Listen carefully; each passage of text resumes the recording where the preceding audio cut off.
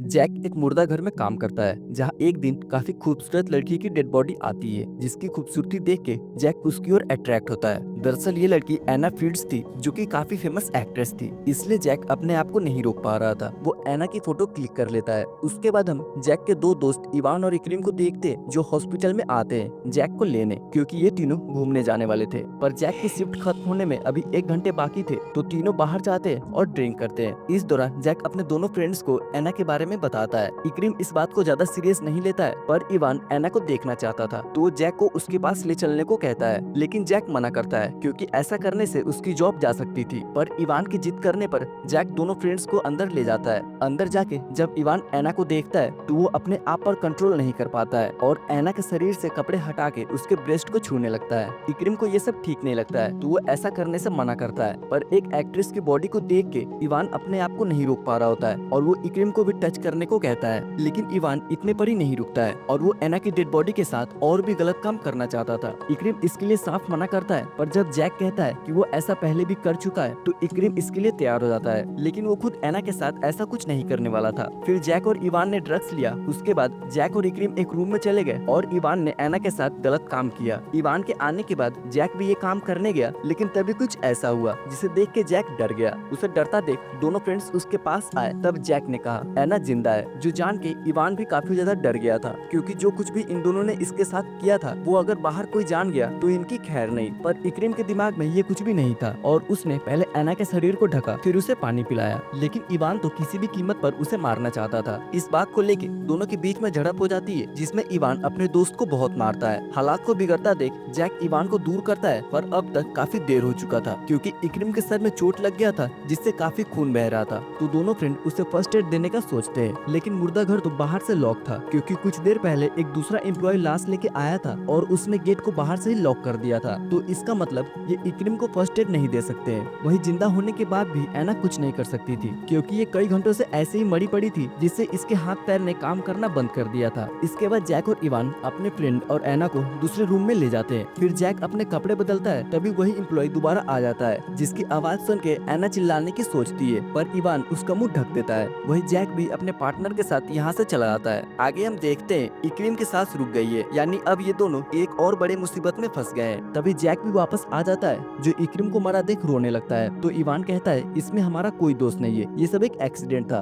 पर एना कहती है ये कोई एक्सीडेंट नहीं था और इस सब के लिए तुम्हें सजा होगी। इवान जैक को लेके बाहर आता है और इस सब लफड़े से बचने का प्लान बनाता है। वो कहता है अगर हम पकड़े गए तो हम खत्म हो जाएंगे, हमारी लाइफ पूरी तरह से बर्बाद हो जाएगी, इसलिए हमें इक्रीम के लाश को ठिकाने लगाना होगा, साथ ही एना को मारना होगा। इस दौरान एना अपने आप को नीचे गिराती है और इक्रीम के पॉकेट से मोबाइल निकाल के किसी को कॉल करती है, पर बात हो पाती उससे पहले इवान आ जाता है और उससे मोबाइल छीन के कॉल को कट कर देता है। फिर ये एना को दूसरी जगह ले जाने लगते हैं। उसी वक्त इक्रीम के मोबाइल पर कॉल आता है और ये कॉल उसी आदमी ने किया था जिसे एना ने कॉल किया था। ये उसके फादर होते हैं और एना चिल्ला के उन्हें बताने की कोशिश करती है कि वो जिंदा है, पर जैक उसका मुंह कस के पकड़ लेता है और इवान बात करके कह देता है कि रॉन्ग नंबर लग गया था। गुस्से में इवान एना को मुर्दा घर ले आता है और उसे जोर से थप्पड़ मारता है। एना कहती है तुम्हें इस बात की सजा मिलेगी। इवान कहता है तुम मत भूलो कुछ वक्त पहले तुम एक डेड बॉडी थी और मैं तुम्हें फिर से वही बना दूंगा। इसके बाद इवान कंटेनर लाने जाता है ताकि वो अपने दोस्त की डेड बॉडी को उसमें डाल के यहाँ से निकाल सके। उसके जाने के बाद एना माइंड गेम खेलने की कोशिश करती है। वो जैक को कहती है इसमें तुम्हारा कोई कसूर नहीं है, जो कुछ भी हुआ है वो इवान ने किया है और तुम्हें उसका साथ देने की कोई जरूरत नहीं है। वो उसे आगे कहती है तुम जब बाहर गए थे तब इवान ने इक्रीम का गला दबा के उसे मार दिया। ये सुनते ही जैक सोच में पड़ जाता है, पर वो एना के मुंह पर टेप लगा के उसे चुप कर देता है। इसके बाद जैक खून साफ करने लगता है जिससे एना को भागने का मौका मिलता है और वो घसीटते हुए यहाँ से भागती है। तभी इवान आ जाता है जो एना को नहीं देख के गुस्सा होता है और जैक को इसके बारे में बताता है। फिर दोनों एना को ढूंढते हैं। वही एना लिफ्ट में आ चुकी थी और वो लिफ्ट को बंद करके यहाँ से निकलने ही वाली थी कि तभी इवान आके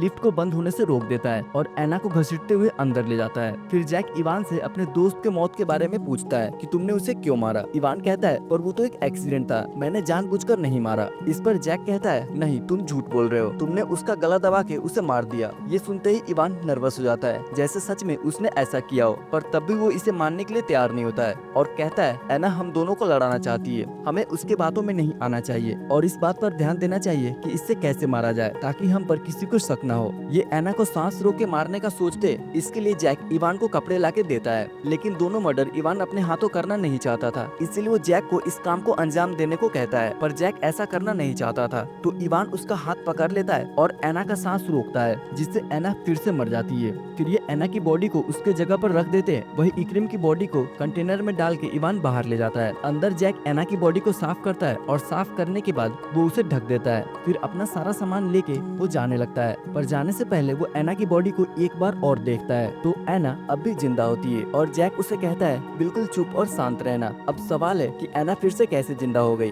तो जब ये बात कर रहे थे तभी इन्होंने ऐसा प्लान बनाया था। यहाँ से बाहर निकल के जब इवान अपना वॉलेट चेक करता है तो इसमें उसका आईडी नहीं था। वो दोबारा मुर्दा घर में जाने लगता है तो जैक उसे रोकने की कोशिश करता है, पर इवान नहीं रुकता है। अंदर आने पर वो देखता है कि एना तो अभी जिंदा है, जो देख के इवान गुस्सा होता है और जैक का गला दबाने लगता है। तभी पीछे से एना आके इवान के गले में हथियार घुसा देती है, जिससे उसकी मौत हो जाती है। जैक कहता है हमने ऐसा प्लान तो नहीं किया था। तभी एना उसे भी मार देती है और इस तरह से तीनों फ्रेंड्स को उनके किए की सजा मिल जाती है।